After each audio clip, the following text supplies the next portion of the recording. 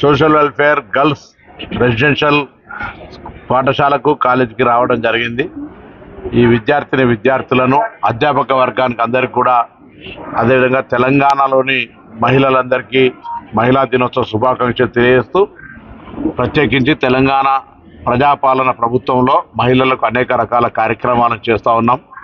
భవిష్యత్తులో కూడా 1,00,000 మంది మహిళలు, 1 కోటి మంది మహిళల్ని కోటీశ్వరులు చేయాలనే ఆలోచనతోటి నూతనంగా వాళ్ళను సోలార్ పరంగా కావచ్చు, ఈరోజు భారతదేశంలోనే మొట్టమొదటిసారిగా మహిళా సంఘాలతోటి మండల సమైక్యలతోటి ఆర్టీసీ బస్సులు కొనుగోలు చేయించి ఆర్టీసీ ద్వారా నడిపేటువంటి ఒక విప్లవాత్మక నిర్ణయాన్ని ఈరోజు ప్రారంభోత్సవం చేస్తూ ఉన్నాం.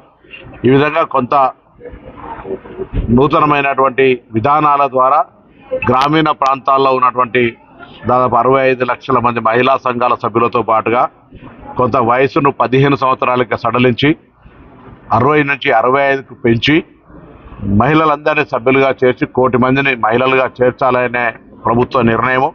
వారందరికీ అన్ని రకాలుగా ఆర్థిక సహకారం, వడ్డీ లేని రుణాలనిచ్చి ఆర్థికంగా కుటుంబానికి అండగా ఉండే విధంగా ఎదగడానికి ప్రభుత్వం తరఫున అన్ని రకాల సహకారం చేయాలనేటువంటి కార్యక్రమం కొనసాగుతోంది. ఈ సందర్భంలో ఈరోజు మహిళా దినోత్సవం. ఈ మహిళా దినోత్సవం సందర్భంగా అందరూ కూడా సమాజంలో సగభాగమైనటువంటి మహిళలంతా ఈ పోటీ ప్రపంచంలో అన్ని రంగాల్లో ముందుండాలని ఆకాంక్షిస్తూ వారందరికీ మహిళా దినోత్సవ శుభాకాంక్షలు.